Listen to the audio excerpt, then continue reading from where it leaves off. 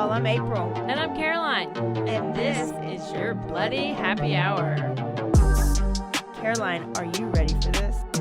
This is your newest guilty pleasure. It's the bloodiest part of your week. Did we say something about it also being happy hour? Show did. Because we about to be sipping on some murder.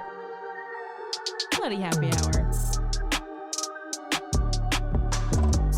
Here we go. Hey, y'all. This is April. And this is Caroline. And we have a guest. April. Oh my gosh. Two Aprils. Two Aprils. One. Number girl, one. one cup. Number two. Yeah, we're always April number 1 and number 2. So let me introduce April. So it's April. We went to school together. One of my best friends. We have the same-ish birthday and the same middle name. Say yay. Wait, y'all's birthdays are coming up then. In a minute. Is it in April? In April. Are you really? For real? For real. Both of them are in April? She's the 3rd and I'm the 5th. It's a lot. That's a lot to deal with during that month.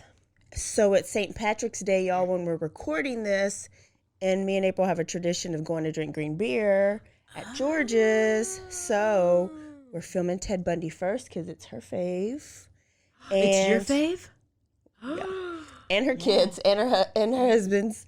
Oh my gosh. I hope I do it justice.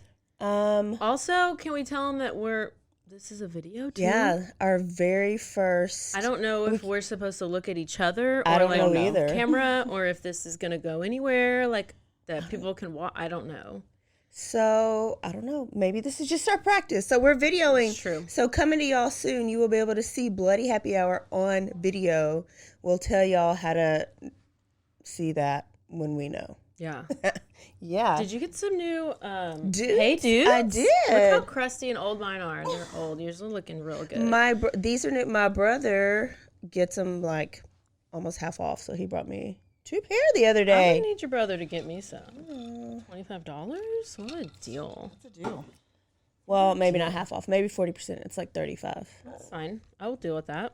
So tell them what you're drinking. What's your St. Patty's Day drink? Okay, so I'm drinking some margarita stuff. So it's margarita mix and tequila. So your drink is green? Yes, I don't want to get pinched. I am drinking Crown Royal Green Apple. Green apple. But it's not green, but the bottle's green, so that counts. I mean, it's called green apple. Yeah, good enough. April, what are you drinking? I'm basic. I have She's a basic.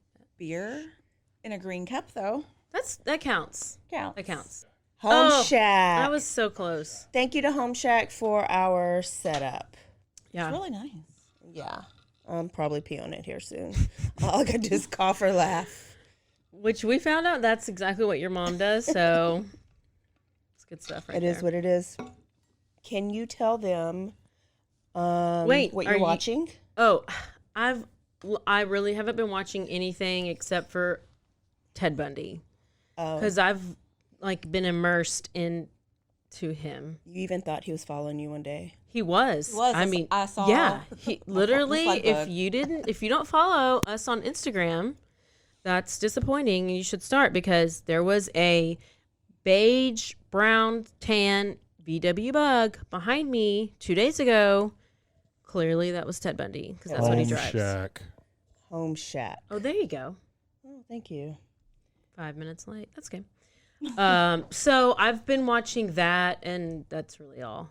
Did you watch the movie that the High School Musical boy played him and he killed it? I watched it when it came out. Yeah. Years ago. He killed it. I've mainly been doing watching like confession stuff, like his confessions and his interviews, and then like the books, and there's a couple of people who I've, it's been a lot. April, are you binging anything right now? I got nothing. Nothing? I don't like to read. I'd rather somebody else just. Oh, tell I me don't about read, it. but No, what did watch? Binging on TV, watching. Oh, The Worst Roommate? the worst roommate. Oh my goodness. We did talk about that. I haven't watched it yet, but I heard about the grandma and I heard about the squatter. Listen, if you haven't watched it, it's a really quick series. Go and watch it. It's really good. You'll never get a roommate again.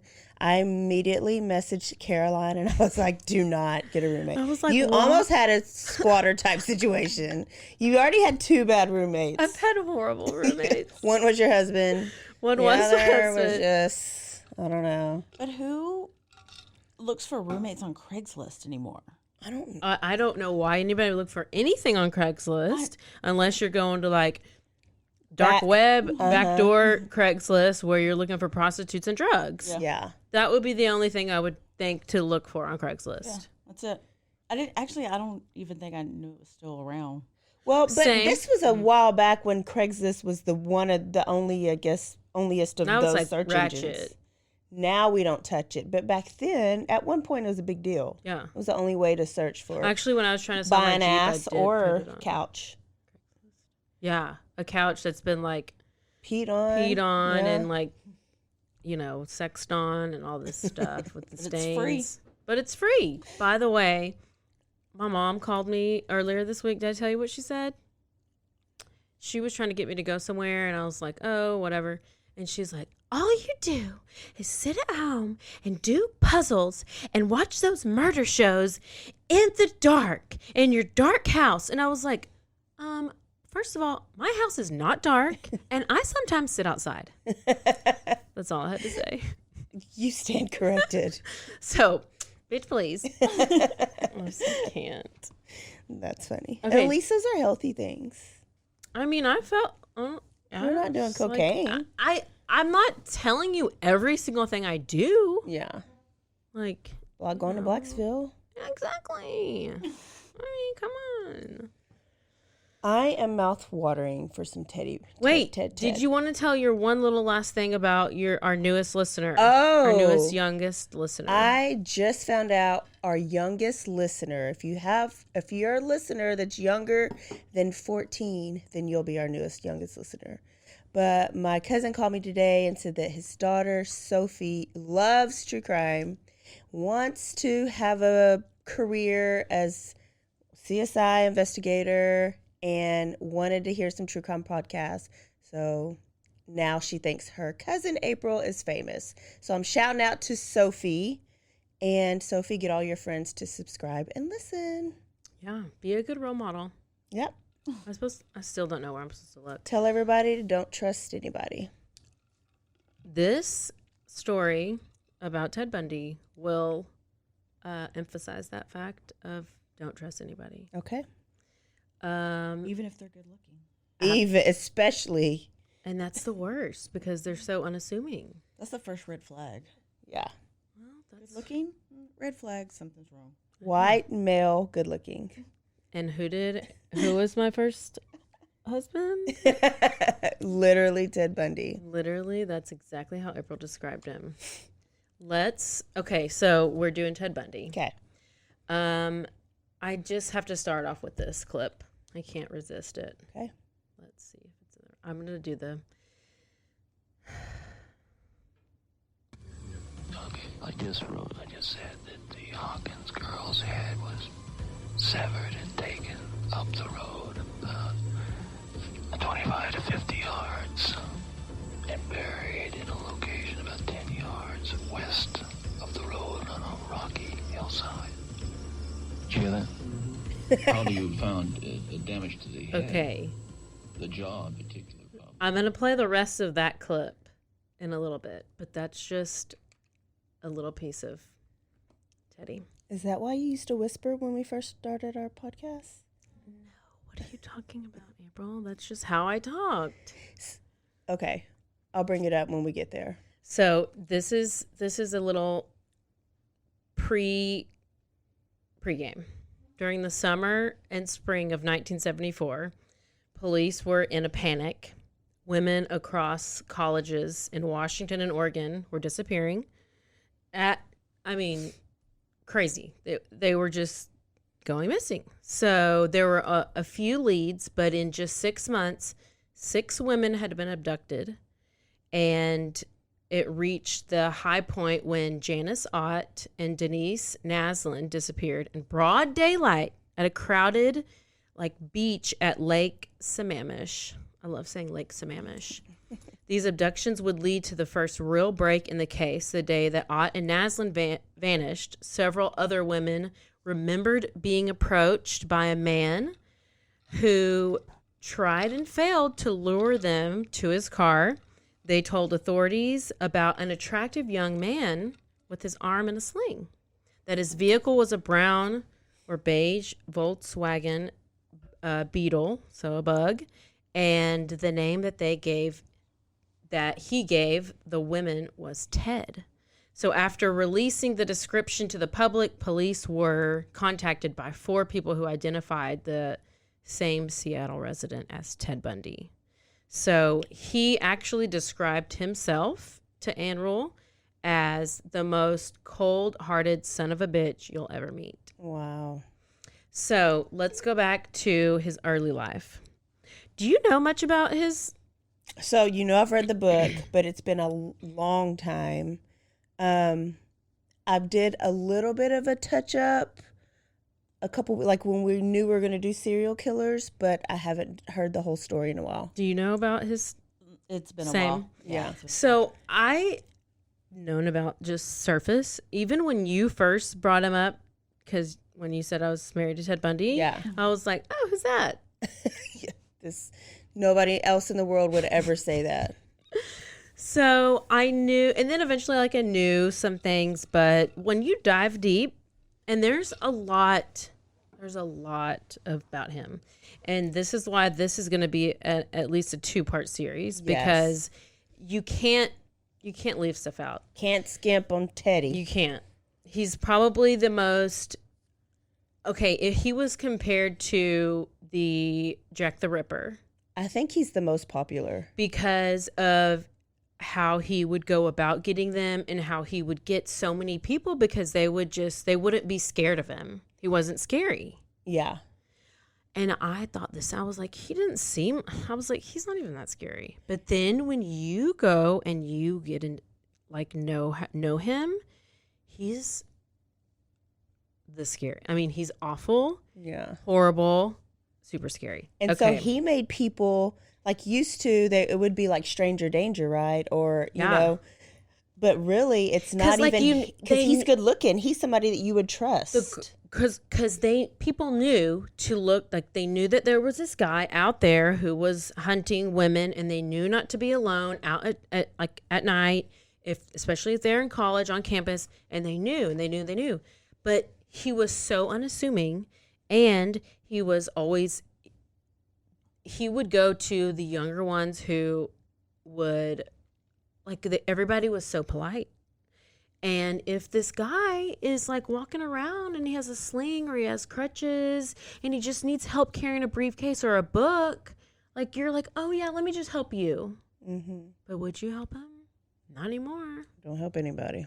So early life. So he's good looking. He's extremely evil. Not Dirty Chad. Don't get it twisted. But a close relative, Ted Bundy. He was born Theodore Robert Cowell, November 24th, 1946, to Eleanor Louise Cowell. So she goes by Louise. And she was an unwed teen mom, which was extremely shameful back in the day. And she was sent to the Elizabeth Lund Home for Unwed Mothers. So his father's identity has never been confirmed, but his birth certificate lists a guy named Lloyd Marshall as his dad. Now, Lloyd was like, nah, bro, he's not mine. Yeah. Like, I ain't trying to do that. So then Louise was like, she claimed that she was seduced by some war veteran and that his name was Jack Worthington, okay, who apparently abandoned her after she became pregnant with Ted. So unfortunately, they were never able to confirm that Jack ever existed. And so once Louise had returned home from this, like, teen mom shame camp or whatever, that they had made an arrangement to where Ted was to be told that his grandparents were his parents and that his mom, Louise, was his older sister. Okay. Got all that? Yeah. So the grandparents told people in town that Ted was adopted from an orphanage because they needed a story to tell people. And there were also rumors that Ted might be fathered by Louise's own father, Samuel Cowell. So that would be some incest. So she's sister mama. Sister mom. Yes. Okay. So, What if but he had a little bitty penis like tiramisu? oh my gosh. Ew. Like That little pencil. pencil dip. Remember? Yeah. Ding, ding, ding, ding. Could be. So, but there's no evidence to support this. This is just what people assume or think or have come up with. So the first 3 years of his life, he lived in Philadelphia with his grandparents who raised him as their son. He eventually discovered the truth, and I've heard two different stories. I've heard that one of his cousins showed him a copy of his birth certificate, called him a bastard. They were like, oh, hey, this is what's really happening in your life. But according to the book, with Anne Rule's book, she said, which I'll tell you more about her in a little bit, she knew Ted Bundy personally, and she believed he didn't find out until 1969 whenever he located his birth record in Vermont. And like Ted had expressed like resentment towards his mom for never talking to him about his real father and for leaving him to find out the truth all by himself. So it's either one of those, like I said, multiple. And it's crazy. One teen pregnancy was that big of a deal. Now we like watch it on shows all the time. It's a big deal. Yeah. And it like now we have daycares in high school so that these teen moms can come to school and their kids can go to daycare at the same school. Like it just happens all the time. But the fact that he found out he was a bastard, and which is the term they used then, and it was a big deal. Yeah. A big deal. Where now it's like half the kids don't have to, single moms all the time. Times are going to change. Yeah. So Bundy spoke very well of his grandparents. I mean, he according to Anne Rule, she says he identified with, respected, and clung to his grandfather. And other family members, however, say that Samuel Cowell was not such a good guy. Do you want to know? He was described as, quote, a tyrannical bully, a bigot who hated blacks, Italians, Catholics, and Jews. He would beat his wife, the family dog, and he would swing. That's the one good characteristic he has. He would swing neighborhood cats by their tails and throw them. I about died when I heard that because I was like, April's about to have a freak out whenever she hears about this cat. That's probably what drew her to Ted. Was that he would swing the cats by the tails? Yeah, it really wasn't the serial killer stuff. It was the cats. She was like, you hate cats, I love you. Listen, we know April does not like cats, but that still doesn't mean you need to abuse them and swing them by their tails. Cats have lives too. Cats' lives matters too, April. Oh, I didn't know. So also what he did was he also threw Louise's, Ted's mom, sister down the stairs before because she overslept. So he is real mad about everything. And he was real ratchet. But Bundy described his grandmother as a timid, obedient woman, which, I mean, if she lives with that crazy ass, then, you know. So apparently she periodically underwent electric shock therapy for her depression, and she feared that, like, she feared to leave her house towards the end of her life. So basically, agoraphobic. Yeah. What is it called? She became an agoraphobic. Agoraphobic? What's where that? you have a fear of leaving the house. Oh, shit. Maybe that's what I'm talking about. Oh, I'm you and your become puzzles. agoraphobic. That's what my mom's trying to tell me. So in review, Ted was lied to about his entire parental situation. His grandpa was an abusive asshole, and his grandma was slowly losing her mind, and she was receiving electric shock treatment for depression. So it's going really well for him so far. Yeah. Win-win so far. Yeah. So one fun fact about Ted Bundy's childhood is that he did show a little bit of disturbing behavior in his early age. His aunt Julia woke up one morning from a nap, and her bed was surrounded by knives. Do you remember this? It he had placed a bunch of knives either around her bed or on her bed or something like that, and she woke up and he was just standing there just like laughing. Wow. I don't know. He was only 3 years old. Oh my I was like, where's he getting? I don't know. I mean, did remember that something happened when he was 3, and I was like, 3? Yes, when he's 3. First of all, why you have all these knives? Sigmund Freud says everybody is born with the urge to kill, but when things happen to you at a young age, those urges come out more. Okay, so the clip that I'm going to play for you in just a minute with Anne Rule is she gives her her kind of like idea of what happened. She thinks that I didn't read this or realize this, but she think like that his mom left the teen mom home or whatever, left him there for a few months, went back to live with the grandparents, and then the grandparents were like, you need to go back and get him, because she was just going to leave him there. So apparently he was there for a few months without having like without being like held and without having that. And it's like a 3-minute clip, so she talks about it, which was interesting. Those basic needs. Yeah, because you're thinking like when you're that young, like what is that? What does that do? But I guess if you're not swaddled, yes, skin. You know what? That's why everybody should breastfeed. But yeah, but do you need to have skin to skin when you're 37? Because I'm not having no skin to skin, April. So maybe that's but you got it when you were younger. Yeah, but now it's probably that's why you're a robot, because you didn't remember you were kidnapped, so you probably didn't get it either. Exactly. So it's all my mom's fault. She should have swaddled you when she kidnapped you. Listen, people don't be swaddling. So in 1950, Louise left Philadelphia with Ted. So she's with Ted, she has her baby. And then a year later, she meets Johnny Culpeper Bundy. Wait, she had to go back? She had another kid in the teen home?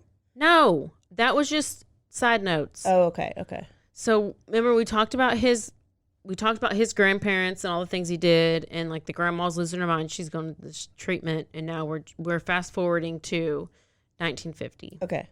So this is whenever she takes Ted and they move to Philadelphia. They move there. She meets a guy, Johnny Culpeper Bundy. He's like a hospital cook, and they get married. Okay. And this is when he adopts Ted. He had no idea what he's getting. He did not. So Johnny and Louise had 4 kids of their own, and he would try to include Ted in like all the things that they did, camping trips, family activities, but Ted was distant. He was like, I don't think so.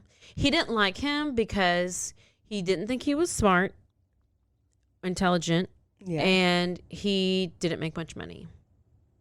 This will come up.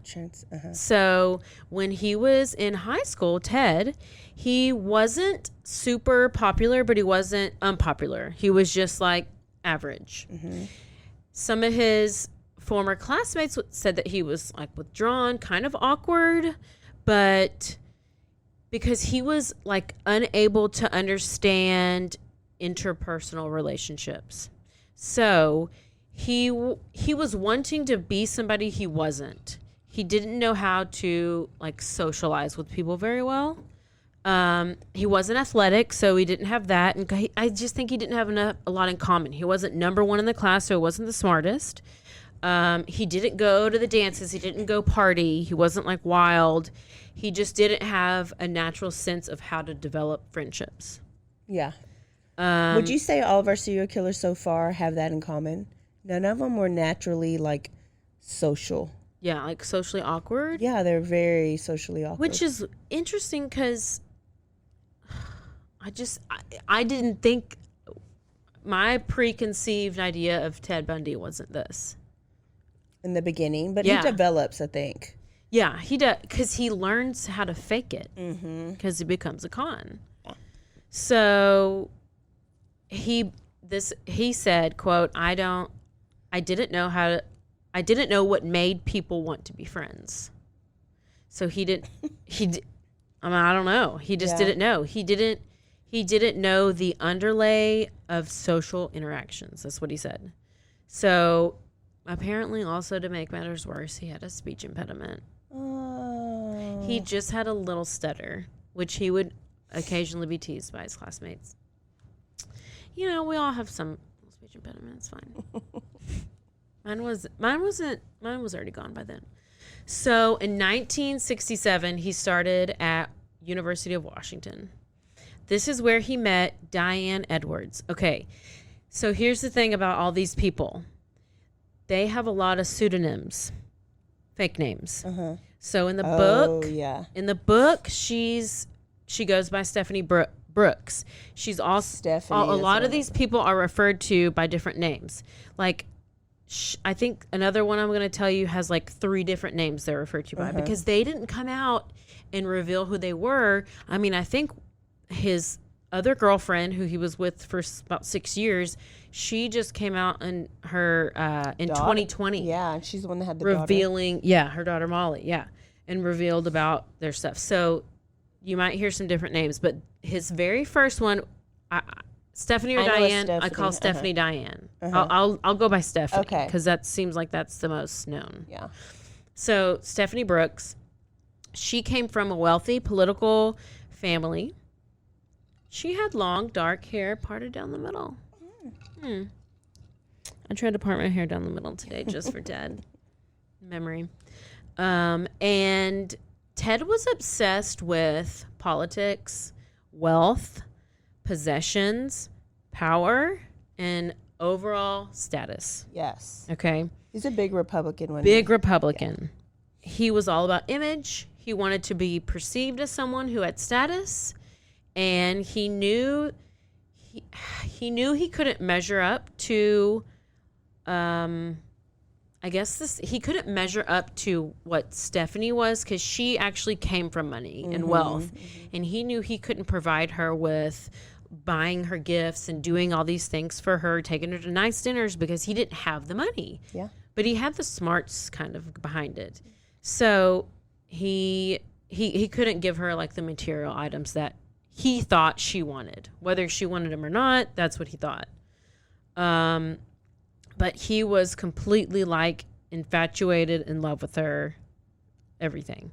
So because she had all the qualities. She had beauty, she had wealth, she was smart, and she had like a political family. So she was a couple of years older than him. They dated for a couple of years. And then it was time for her to graduate, and he still had years left. And so she was like, well, I actually have to move away, so deuces. Bye. And she broke up with him, and this was like a major hit to old Ted. So she said he lacked ambition and was immature. Yeah. So Ted was super depressed. He is devastated. And apparently this event was pivotal. It's like his stressor. Pivotal in his development. And he dropped out of University of Washington. He worked random minimum wage jobs. He volunteered on some presidential campaigns.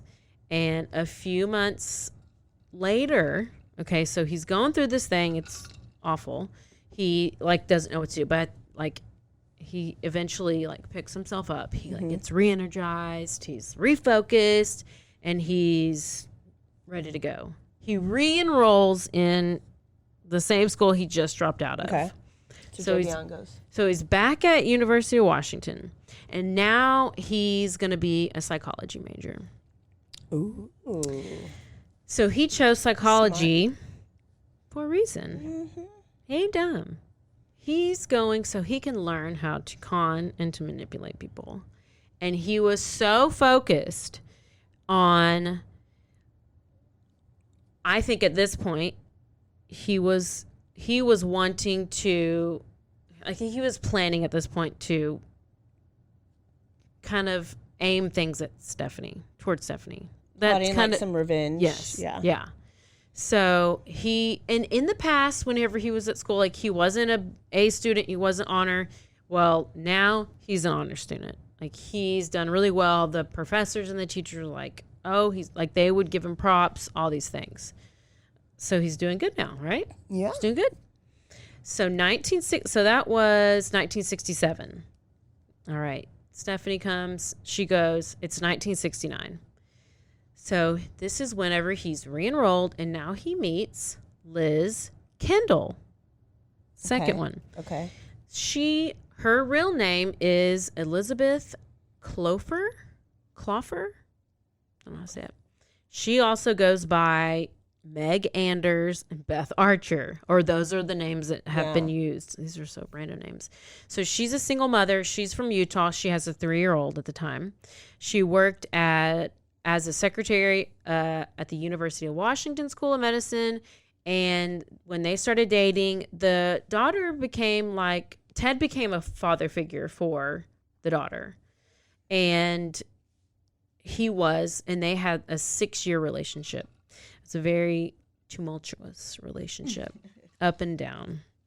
Lots of stuff happened in here. Yes. So she admitted in that Prime series that she was on that she became, okay, this is so interesting. She became very dependent on Ted. She said, I handed my life to Ted and said, here, take care of me. Like she wanted to be taken care of, which I can relate. Yeah. She became more and more dependent on him. She said that they would be getting along 1 minute, and then the next minute he's like slamming the door. Like she would spend hours trying to figure out what did she do wrong when she did nothing wrong, and then he would suddenly like be warm and loving and give her attention, and that's what she wanted. She wanted, needed, and craved that attention from him. And even though it's almost like there's the bad times, but the good times always override the bad times. Yeah. So you always go back to, oh, well, I did feel needed for and I felt cared for. And so let me just focus on that. Yeah. So 1974.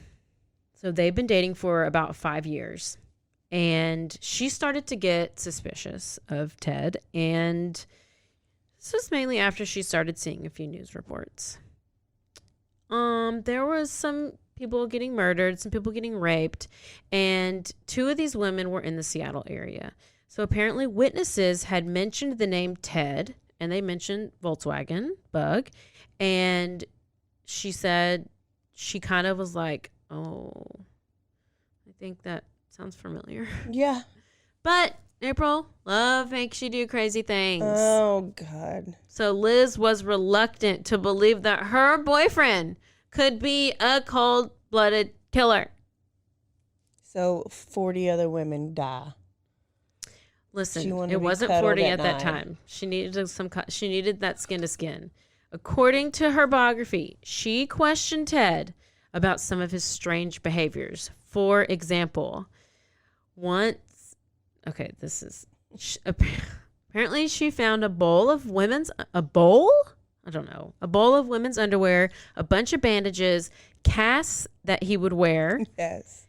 pretending to lure in his victims, a knife in his car, and that some nights he would have driven like hundreds of miles. One night she said he drove to Colorado. He had said he drove to Colorado to de-stress. Okay. So, but every time he used his intelligence and his charm to convince her that everything was normal, and she believed him. But then she finally, I don't know what the last straw was, she finally became so suspicious that she did go to the police. And we'll bring this back in a little bit whenever she like called a tip line. Remember the tip line, because I'll bring that up in a little bit.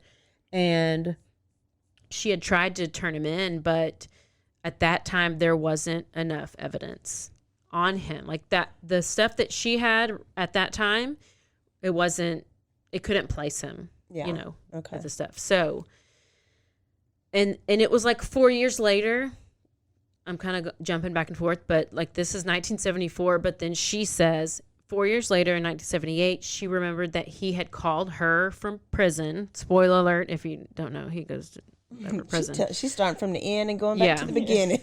So working backwards. I know, it just went with it. So like he had admitted that he did try to kill her. Oh. Liz, which I had no idea. She said that he called her. He said, I tried to kill you. He closed off the chimney in their house and lit the fire. And that he would hope that the fire would slowly kill her. Like the poisonous fumes from the fire. But it's weird because he goes back and he says he didn't anybody who he met Must or been that he gas. knew longer than 20 minutes, he wouldn't try to kill somebody who he really got to know. Yeah. So, but at times, his murder, like the evil Ted would come out of him, because there was also another time, which Anne Rule talks about in the book, that Liz says they were like on a river or a lake, and they were on a little boat, and either the boat flipped over or something, and he tried put her head down underwater multiple times, and she was kind of like, what? And when she looked at him, she saw him, was like, it just didn't look like him. His eyes went yeah, black. the eyes go black, and he had this weird look, and it wasn't him, and it was like you were with Ted Bundy, the murderer, at that point. Yeah. Not with the Ted Bundy you knew. So that's so great. Like, what is that? That isn't something Just to do the with urge to want somebody to die is just crazy to me. But even when people describe your switch, what is that's not. You don't get that because have a weird childhood issue. I mean, what is that? I don't know. So deep. So, I know I've jumped a lot, but we were talking about 1974, and I'm going to go back again to 1971. Okay. But this is whenever Anne Rule worked with Ted. Yes. So Anne Rule is the author of the book, Amazing true crime The Stranger author. Beside Me, and she worked at Seattle Suicide Hotline Crisis Center. And also Ted Bundy worked there. So that's where they met. They met at the suicide hotline. Basically, they would answer the phones for people who are wanting to commit suicide and talk them down from committing suicide. So Ted's trying to save lives. At the same time, he is killing people. But in 71, he wasn't on his tumultuous rampage. So in 74, y'all better get your notes out, get your pens out, and get ready because 1974 is his year. Okay. That is whenever he goes beyond. However, there's other murders previous that aren't necessarily they're not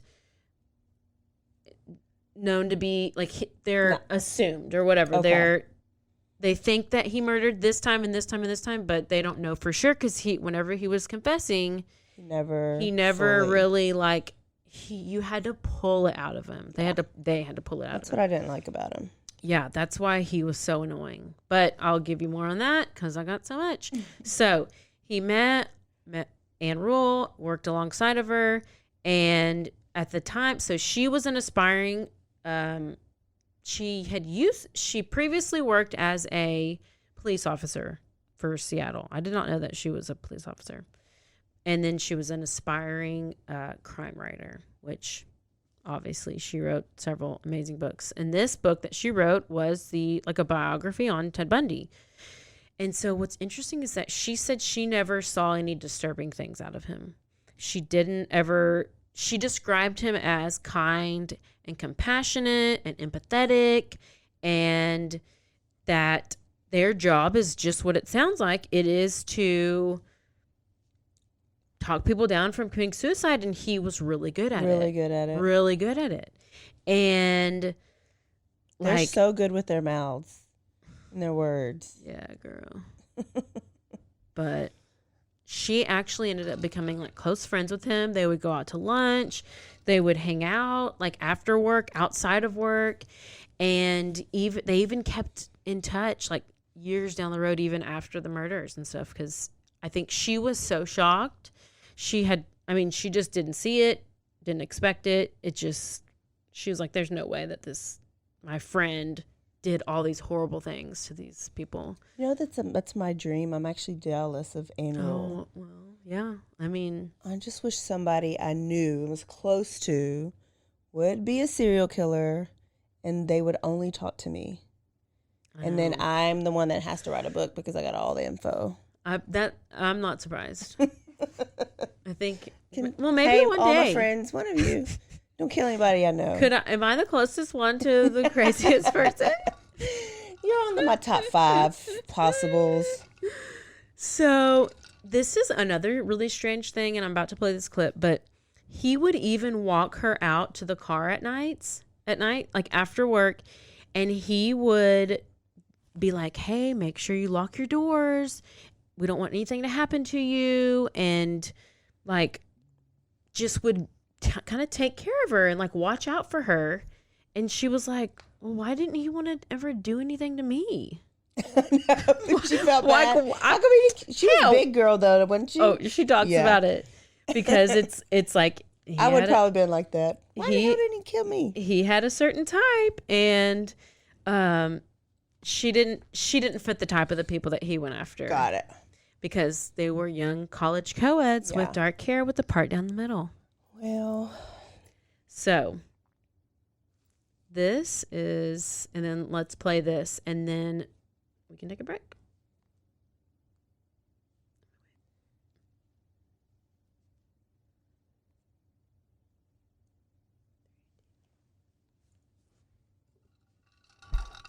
oops.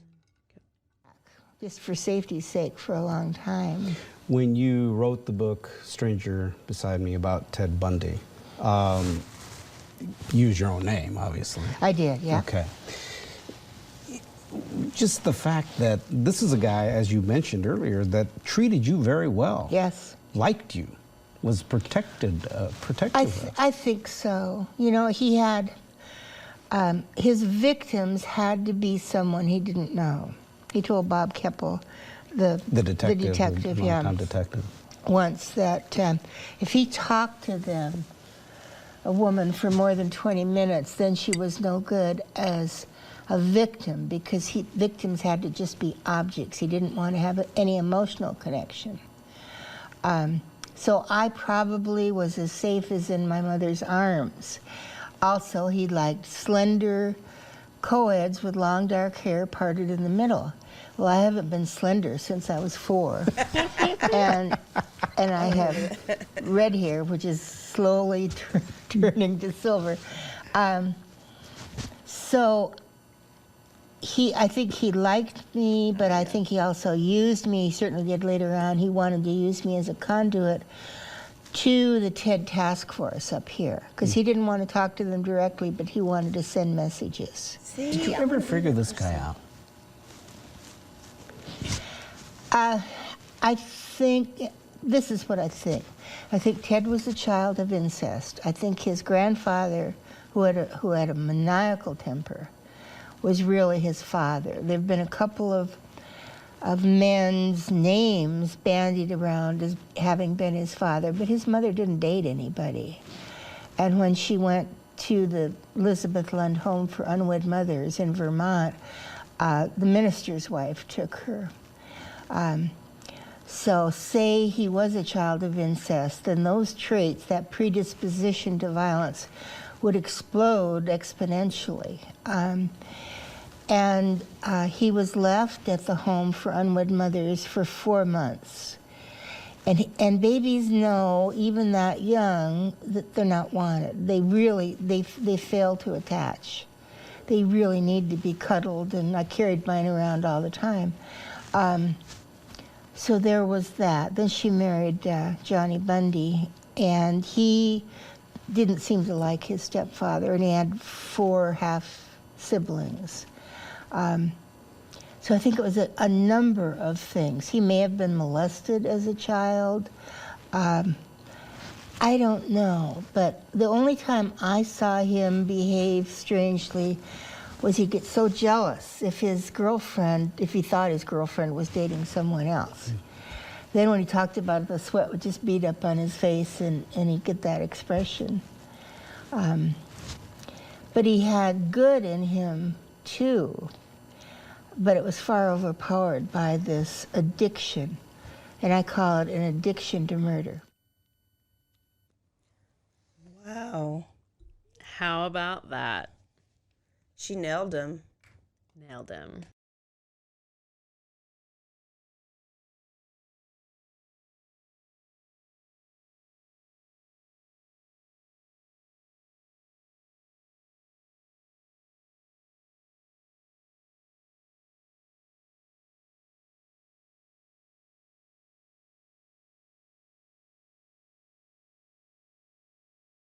after graduating from University of Washington in 1972, he threw himself into politics.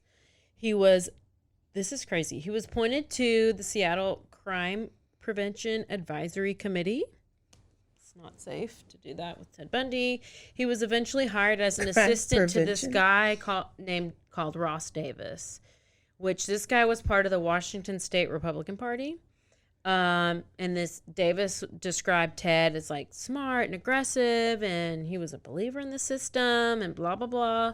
And then in early 73, Ted was accepted into Seattle University Law School and University of Utah.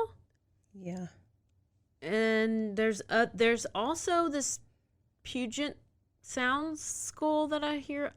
There's a lot of law schools. I think Utah and the Seattle one were the biggest. So what happened was his LSAT scores were not like high enough for him to get into these law schools, but he had like recommendation letters from these political people who were like high, who were like high society. And so even though he was like embarrassed and like upset with himself, he was like real mad at himself for not being able to get in.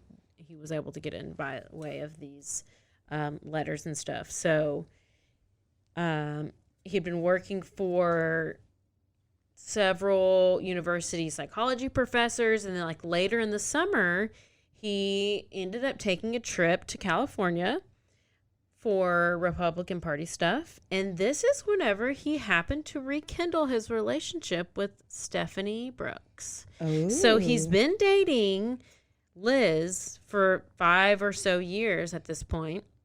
Remember, Stephanie dumped him years ago because he was immature and he's had a chip on his shoulder ever since. He's had a chip on his shoulder ever since. But this now was a total, what I call a total TT. What is TT, April? I don't know. Total transformation. Yeah. This is a TED transformation. Okay. Because now he's graduated from college. He's working in politics. He's in law school. He looks like a serious, dedicated professional. He's proven himself to her. Stephanie is all about this TED life. Get it? Yeah. So he's just like, oh, like, look at me. And then they start to rekindle their relationship.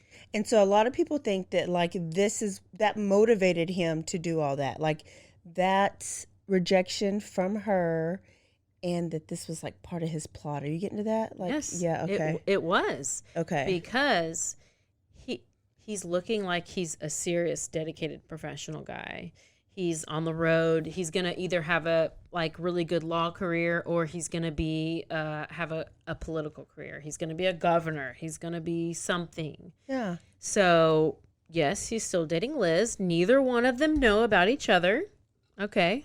So I'm going to stop giving dates. But fall of 1973, he flew into Seattle several times to go hang out with Stephanie. And they actually discussed marriage. And he even introduced her to some of his political friends as his fiance. Okay. So let's go with this date, January 1974. 1974, this is the year. This is his year. His year. This is his year. He officially, so he's telling people he's engaged to Stephanie. He's telling his political friends, whatever.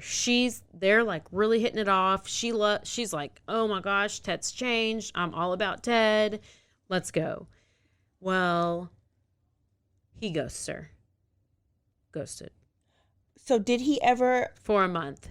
No calls, no letters, ghosted. She's like, what the heck? What's going on? Haven't talked to him. He's not answering my phone calls.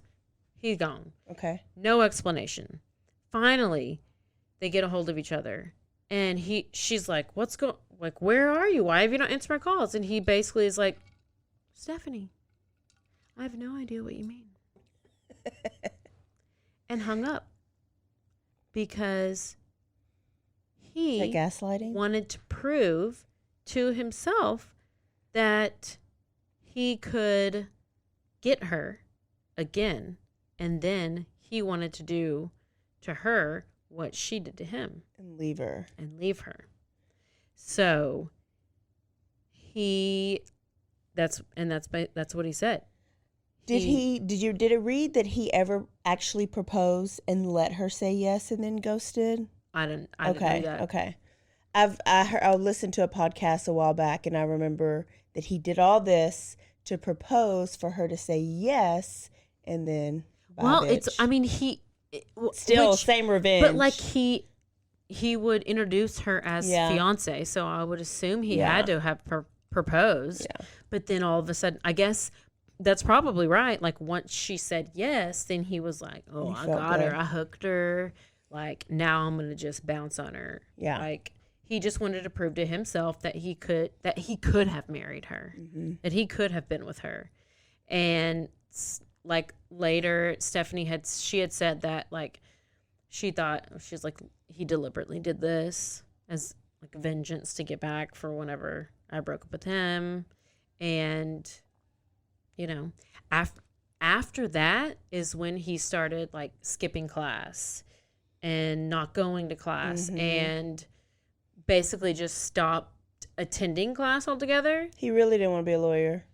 He just did it for her. At this point, yes. Yeah. Yeah. I think he just did it to prove to her. So at this point, that's whenever all these women started to disappear. How about that? So we're in 1974. And I have some notes because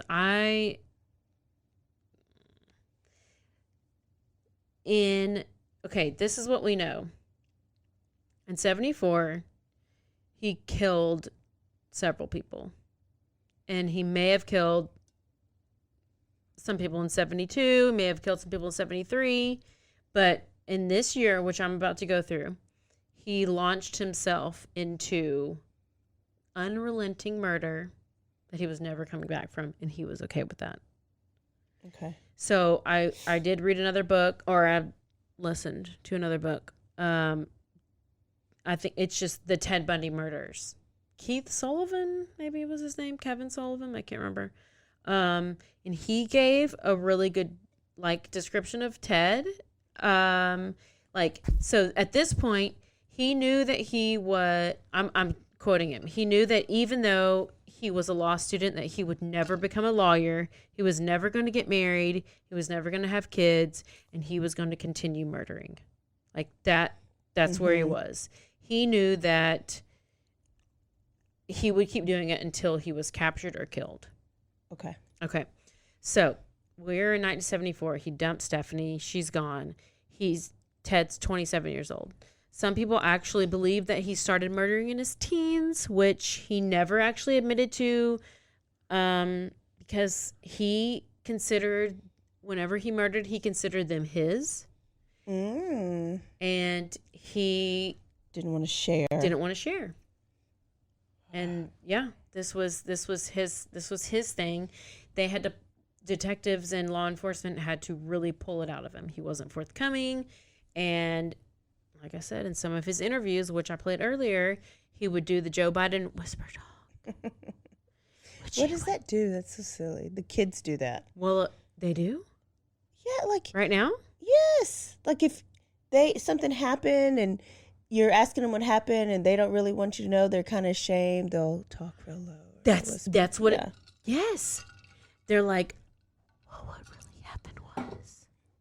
It's like that's what a lot of people have said.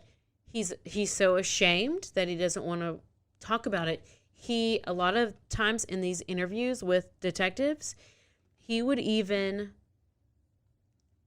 they figured out how to get stuff out of him by referring to him in the third person. They would go to him and they would say, okay, because they realized he was kind of boyish, and they would say, like, if you were Ted Bundy, I'd be like, hey, if you were the killer. April, if you were to do this, how would you do it? Yeah. And then he would say, well, if I was that person, I would have done this, this, and this. And that's when he really, like, apparently kind of started really talking. Yeah. Yeah. So he did these whisper talks. He would admit to some of the things he did. And then this is like Liz was getting suspicious all these times. Okay, so this is the first one. January 4th. He entered the apartment of Karen Sparks. 18 years old, student at University of Washington. He snuck into her room while she was sleeping. She woke up to him beating her with a metal rod from her own bed frame. Listen, this gets intense. She was sexually assaulted with her own bed rod. So he took a rod from her bed, and that's what he used to assault her. Not only did he beat her with it, he used it and he shoved it in her. Oh, wow. Okay. She had internal injuries. She was unconscious for 10 days, but she survived. Okay. I didn't know this till I did this. The extent of her injuries resulted in permanent brain damage. She had significant loss to vision, hearing, and the words that she said, this is how she described what happened. He came into my room, took a bed frame off of my bed, smashed my skull, and he probably used the same bed frame and smashed it into my vagina and into my bladder. My bladder was totally split. She said that it took nearly 20 hours for her roommate to discover her. And she said, Bob thought I was still sleeping. It was horrible for him to find me that way. Who's Bob? Bob's her roommate. Oh. She said, quote, I have a horrible ringing in my ears and it's constant. So she's still alive. She was on the Prime series. I think she was interviewed, and she can still talk. She can still talk coherent. She has epilepsy now, but she's like scarred. Yeah. Almost like, it's horrible. Yeah. Awful. So from there that was January 4th. And then we're on February 1st. Okay. Linda Ann Healy, 21 years old, from Seattle. Ted Bundy broke into her basement apartment room, and she was also an undergraduate at University of Washington. She was she was a morning broadcaster, at a radio station. So she would always get up early, go to work. She never, we get up early, go to camp. You don't make your bed, you just go, and then you come back, and then later you'll do that stuff. So she would do the morning weather reports for skiers. So we broke into her room. She had 4 other roommates. And this was whenever it was the walls are paper thin. Mm-hmm. How do you not hear anything? He used a crowbar, beat her unconscious. This is one that's one of the big ones. She started bleeding. He takes off her nightgown that she's wearing, puts it in the closet, makes up her bed, and redresses her in jeans, a white shirt, and boots, and then carries her out the window, either the window or whatever is close to the stairs. And then when she no-showed at work is whenever they're like, oh gosh, where is she? Yeah. And then she no-shows at work. They call the house, call the roommates. The roommates go into her room. They don't notice anything because they're like, well, her bed's made. It looks fine. I don't notice anything. And then they finally, when they called the police because they hadn't seen her in days. The police come. They open the bed, and that's when they notice the blood. All the blood. Soaked sheets, the blood. Everything. Wow. And they're like, oh my gosh. Eventually her body was never found. Her skull was found. And in what would be later known as Bundy's graveyard, which was Taylor Mountain, which was the Taylor Mountain skeletons. Oh, man. And that's where we have to go to part This is actually not going to be part 2, but Maybe put it in there just in case. last thing, if y'all go listen to Generation Y podcast, there's an interview with one of the guys. I think his name's Keith Sullivan, which I'm going to quote him a lot more next time.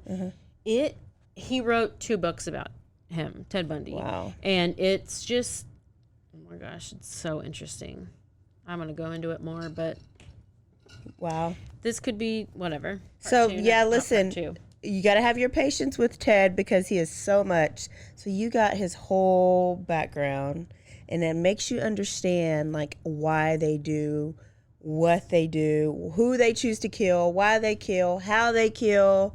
Like, you can't skip over that. So your mouth is watering. Don't go watch anything. Don't go listen to another podcast. Don't, because Caroline we're will doing be a deep back. dive. And Yeah. listen, if there's any one episode to listen to, it's gonna be this one because I'm deep. I'm deep. She's deep. Deep diving. Maybe You know what because I happens? was like married to basically him, so I'm trying to figure it all out. You know what happens when Caroline reads a book. Okay, y'all. April, you gonna be back with us for part 2? I will. All She right, needs some, she's gotta she needs some Ted. She's gonna start it. You gotta finish it. Okay. Happy St. Patrick's Day. Don't forget to week rate, later. review, and subscribe. Yes. Everything. Instagram, Facebook, Twitter, Apple, Spotify. Everywhere. Never forget to Stay aware. stay alive. And always be DTF. Bye, y'all. See you next week. Bye.